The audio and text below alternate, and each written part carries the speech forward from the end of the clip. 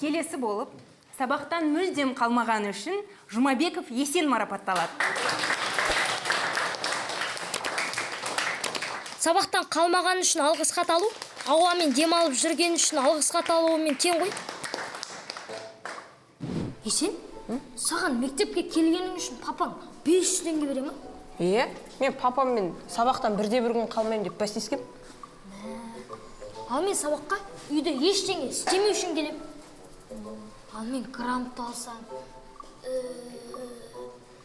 Үйде барлық жұмысты істеп, ыдыс жуғаны үшін Жәнібек марапатталады.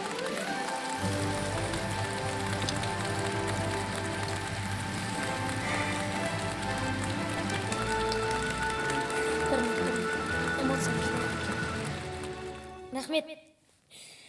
Бұл марапатты маған ұсынғандарыңызға өте қуаныштымын.